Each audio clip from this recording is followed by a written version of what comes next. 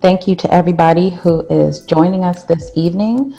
This is going to be our second of our first four weekly training sessions on digital marketing. And our goal is to just give you really simple and mostly free tips on how you can grow your business, whether you're a freelancer, small business owner, what have you. My name is Amy, and with me is Stephanie, and we'll be your presenters for this week. We're going to talk about SEO basics. So this is hopefully to provide you with a really simple and basic explanation of SEO. And so I'm going to get started just with a little bit of a backstory, but a lot of you have probably heard, if you build it, they will come. And when it comes to marketing, that is just absolutely not the case. And so I wanted to share a little story about my company, Creative Allies, and our website woes, if you will, and how I came to actually offer websites as a service and learn a little bit more about SEO, not by choice, but kind of by necessity. But it's something that I'm glad that it happened. Just wish it wasn't so expensive. But a couple years ago, we were looking to change our business a little bit and felt like we needed an updated website. We did not offer those type of services at the time, but we still felt like we had a good story to tell. We had great clients that we worked with and just didn't feel like our website was telling the right story and really demonstrating what we wanted to customers. So like many people, I got a little bit overwhelmed by all of the choices that you can make when it comes to a website. And I ended up getting a custom designed website, which costs more money than I would care to ever mention at this point. And it also was just the design. So I had one vendor to do the custom design, but they couldn't actually do the development. So I had to have another vendor to actually develop what the designer created. So there were two different vendors I had to deal with, two different bills over probably 4 months or so. And the piece that was missing in the end, we had a really good looking site. Everybody was very complimentary. But after about 30 days, 40 days, I'm like, when should I be seeing some leads come in? When should I be getting more traffic to my site? And I knew that it wasn't immediate, but thought that eventually I would, see something. And the piece that was really missing was the content. It was the SEO, and it was how to drive people to the site.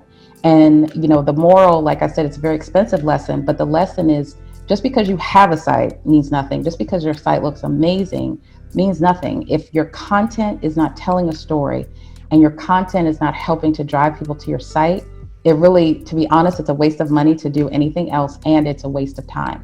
And so it's a heavy, long, and expensive lesson to realize that your website is a marketing tool, but it's really a marketing tool to help you generate leads.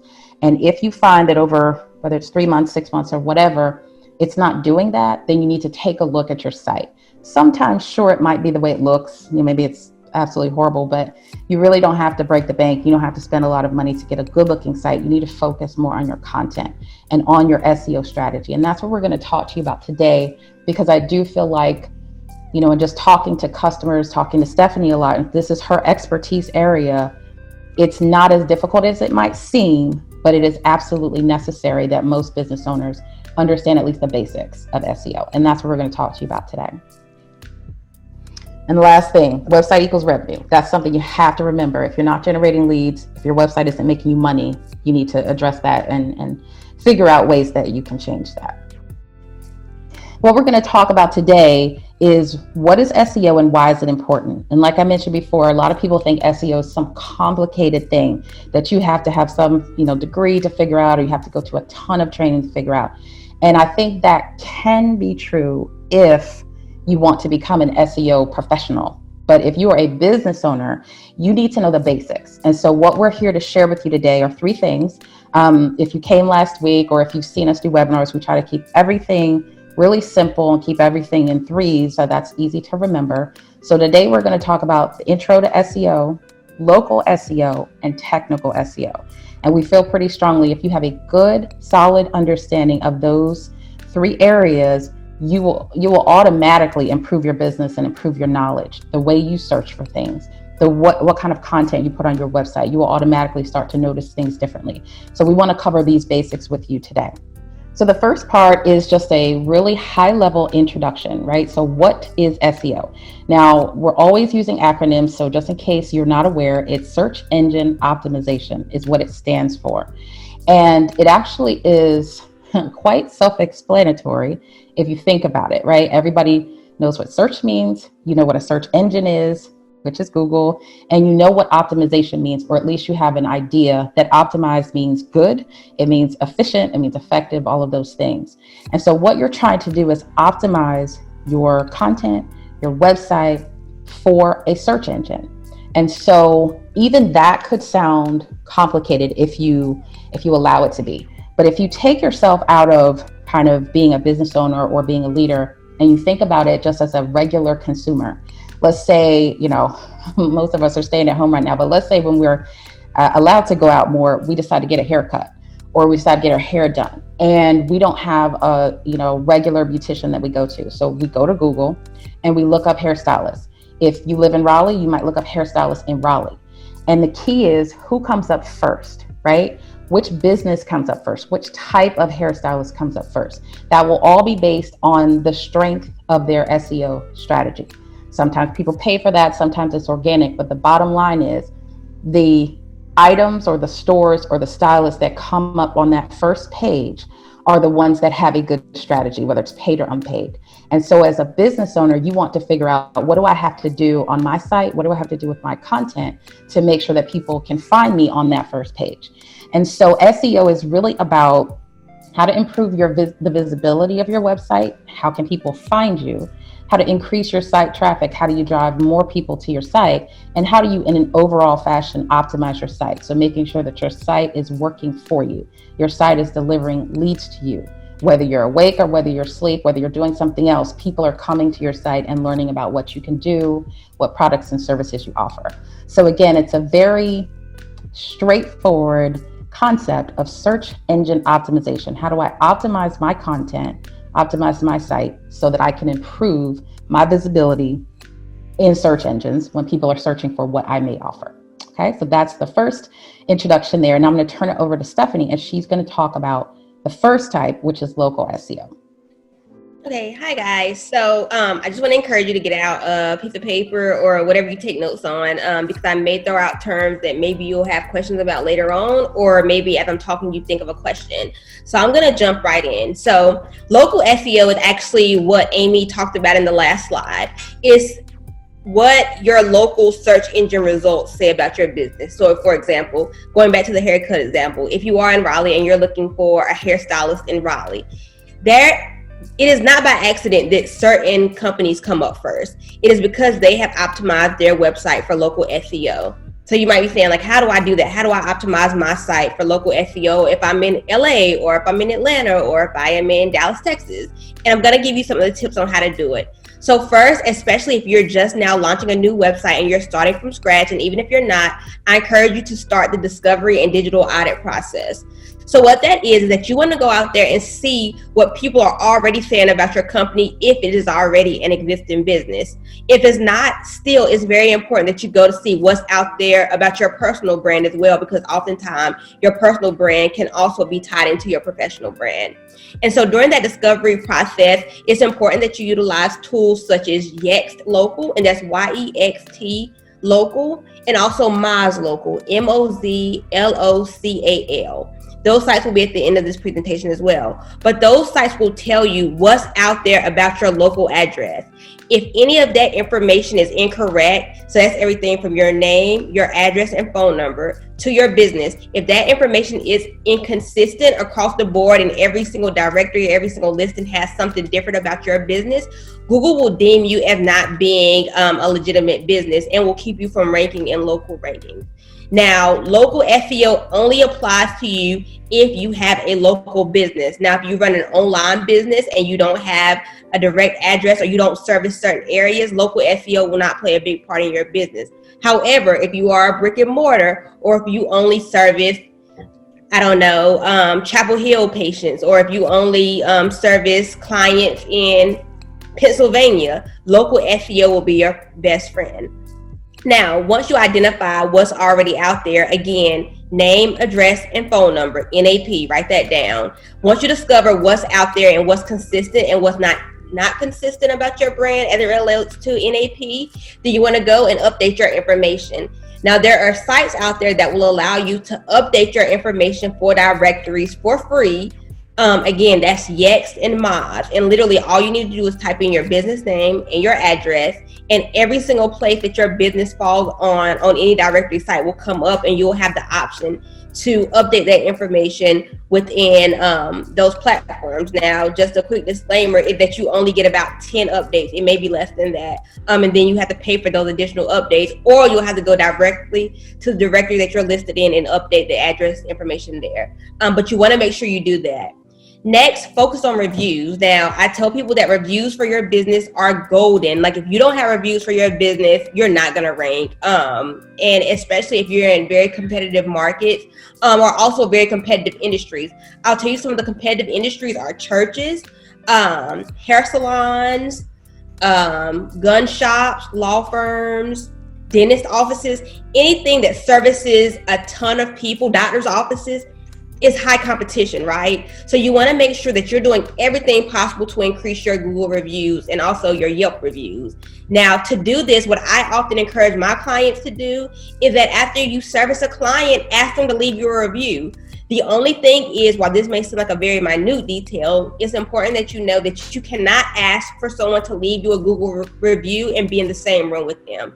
And that's because Google deems if you guys are in the same room together and on the same Wi-Fi, they're deeming that you're paying them to write their review, or that you're writing their review on another device. So you want to make sure you turn your Wi-Fi off, that's key, and then have them leave a review for you. There are also other resources out there that are available that allow you to set up a platform that reminds people to leave you a Google review. That's been effective for some clients, but it's not always as effective as literally having them leave a review while they're in the room with you with their Wi-Fi turned off. But just know that reviews are necessary.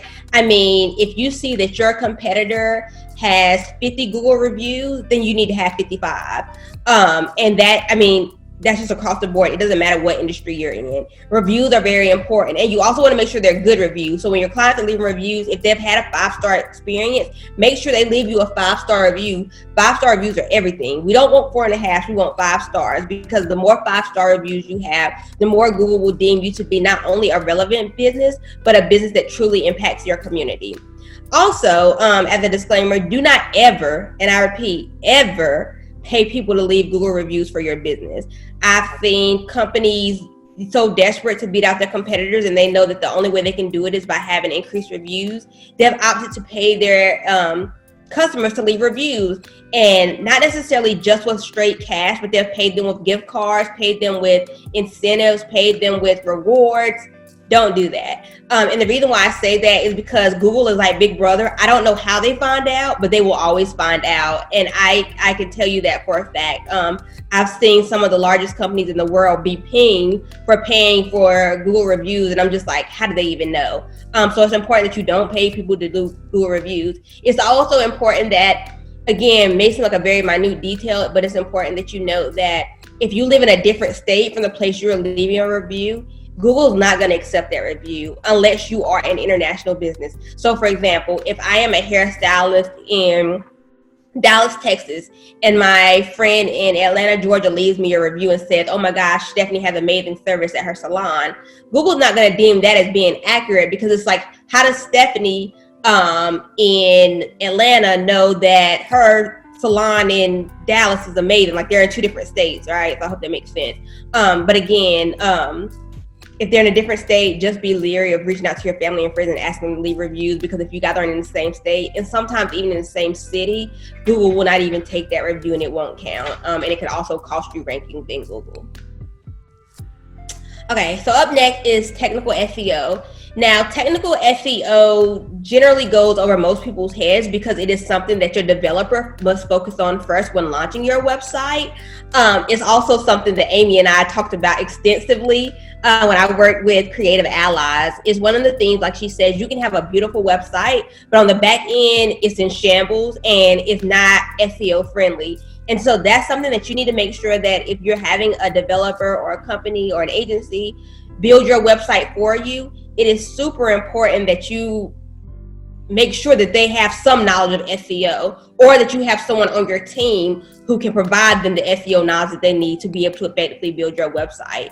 It's super important for search engine visibility. If your technical SEO is off, you're not gonna rank. I mean, it's almost as if you're launching with no strong foundation. Technical SEO is the foundation of your website. So this includes whenever you launch your website, that you have descriptions, tags. Responsiveness is also important. So do you have a website that is able to be reviewed on your tablet, on your phone, and on desktop? Website speed is another part of technical SEO. If your website loads slower than about 5 seconds, then Google could ping you for having a slow website. So you want to make sure that you're constantly, especially at launch, checking to see what your website speed. I also wrote some of these down. Setting up robots.txt. Now, robots are what tells Google and other search engines what to search on your website. So you want to make sure that you have your robots and also your sitemap set up. Sitemap essentially is, like you said, it is a map of your site. It tells Google what's in your homepage. It shows what's in the About Us section. It shows what's in the service. If you don't have a sitemap set up for your website, you will not rank in Google at all. So you want to make sure that whenever your website developer is building your site, or if you're building it yourself, make sure that you have a sitemap created. Now, there are tools and plugins available that will allow a sitemap to be installed automatically, but you have to make sure you install that plugin first. So remember, a sitemap is king. Like, if you don't have a sitemap, there is no way that Google knows to index your site. They have no way to know to crawl your site. They have no way to even know that your website even exists. So you don't want to launch your site without a sitemap. Also, it's important that you focus on correcting 404 errors. And this is at launch and also at a relaunch. So correcting 404 errors means, let's say if I go to mcdonalds.com/chicken nuggets, and then I get an error that says this page does not exist. Well, if that page is still there, but with like broken information, then Google deems that as being a 404 error. And so you don't want any 404 errors on your website. If you have 404 errors on your website, again, that is something that can cost you rankings in Google. And also a broken link. So if someone comes to your website and one of your links is not working, while this may just seem like, a temporary inconvenience to you, no, Google sees this as that you don't care about the overall user experience. So if you have broken links on your website, again, it's going to cost you ranking. And I know over the last few minutes, I've talked a lot about the things that could cost you rankings, but I think it's important that you guys understand that Google pays attention to everything as it relates to your website. And at the end of the day, they're trying to provide those who use their search engine with the best customer experience possible. And so if you don't have your website in order, they have no choice but to ding you, because at the end of the day, they only want to provide their customers with the best of the best. So you want to make sure that you are a part of that. And then lastly, there are links. Links are, again, super critical to your website. I focus very heavily on links. So links include like link building, directories, and a host of other things that I really can't go into right now because it's so extensive. However, what I will say to you guys is that there are lots of sites out there, such as Fiverr, who advertise that they will provide free link building, or not free, very cheap link building services for you.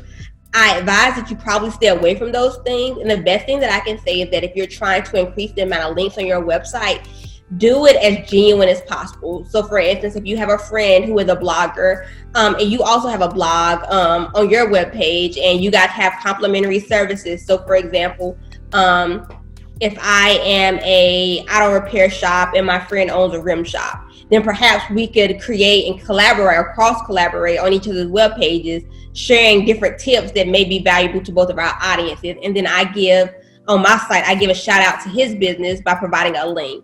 That's what I mean, how important link building is to technical SEO. It's essentially you sharing your web equity with another company, and vice versa. Again, link building, which is also PR as well, is a great way for you to increase your SEO rankings, because according to Google, the more times your site is mentioned online, the higher your relevance is. They see if, Joe's Crab Shack is talking about, I don't know, Dante's barbecue all the time for whatever reason, then they're like, oh wow, like there's a company who's always talking about Dante's barbecue, so let me figure out how I can rank them up higher.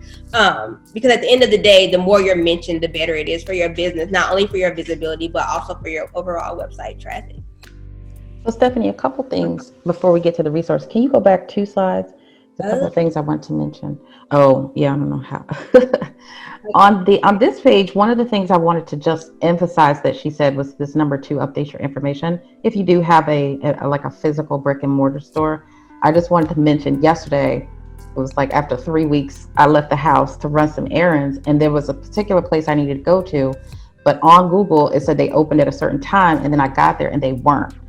And they didn't open until 3 hours later. So of course I'm not going to wait, but it's super critical for your impressions, like I was, not happy that I had driven all the way out there kind of at a little bit of a risk because I needed to do something. And then I had to figure out when I could make another trip. And so making sure, like you might see now when you go on Google, people say temporarily closed, like if it's a school or something like that, making sure that information is really updated is very important for customer service reasons, to make sure that that information is staying accurate. So I wanted to point that out. And then the second thing on the next slide, if you could go to the next slide. Hey, Amy, before you even go there, Yeah. You just brought something to my memory as well. Yes, operating hours are very important. If you don't get those updated, that's something else that could cost you rankings. Also, make sure whenever people leave your reviews, make sure you respond to those reviews, because that's also helpful. Yes, it's great, for people to say, oh, you have an amazing company, but at the same time, you want them to know that you appreciate them taking time out of their schedule to leave you a review. And even if the review is bad, use that as a way to build up your online reputation by saying like, hey, I'm sorry you had a bad experience. What can I do to help you? What can I offer you to make sure that you guys come back? That's super important as well.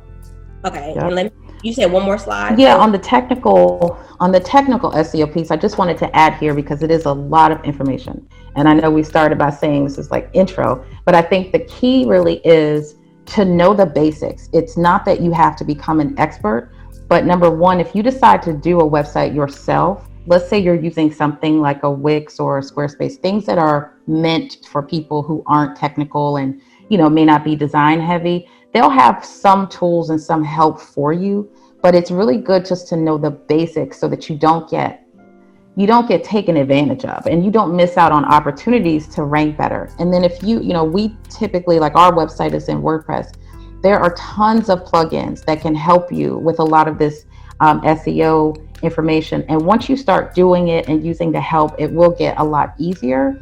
So that's something to keep in mind. But the most important thing is if you hire a vendor, you want to know the basics so that you don't get screwed, because people will take advantage of you, telling you need to spend this much money on this, or you have to have this, or we're going to make sure you rank number 1 for this, and all of these things. And you want to just have a baseline foundation of what the basics are so you can challenge people. You can say, you know what, I don't think I need that. And then that way you're just a little bit more efficient in what you're actually paying for if you choose to pay somebody for something. So I just wanted to kind of mention that too in closing, because it is a lot of information, but it really does get easier. I have learned that at first it can be overwhelming, but after you do like 1 or 2 pages in your website, you'll realize, okay, it's actually fairly straightforward. And if I think like a consumer, it actually makes a lot of sense of why I'm putting things certain places. So I just wanted to point that out too.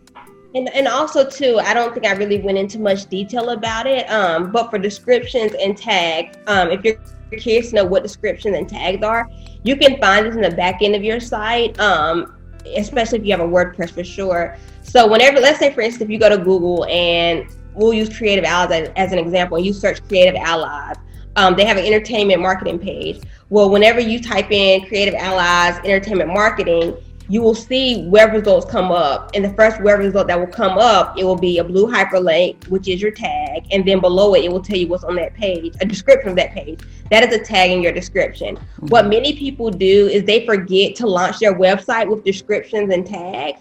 And if you say like, Stephanie, I don't even know what descriptions and tags are, and I have a website, then that means you probably haven't. No, that means you have not completed your description and tags. If you did, you would know that you had a description and tags page. And so essentially, it tells Google what's on your page, but it also helps out with the user experience. So if I'm Googling something, I know what I'm going to get when I click on this hyperlink of your page, because your description gives me a brief description of what's already on that page. I also recommend, just for rankings purposes, and to just continue to put into your consumer or potential customer's mind, is that in your description title, if possible, always have your last sentence say, contact us today for more information. So even if your customer is just scrolling through, if they happen to read your description, maybe they'll come back to your description and say, hey, here's a number, let me call them, and they may not ever click on your page. So essentially, like, what you want to use your description and your tag is, you want to use that as your first impression with the customer, because that's the first thing they're going to see whenever they search for businesses in your industry on Google.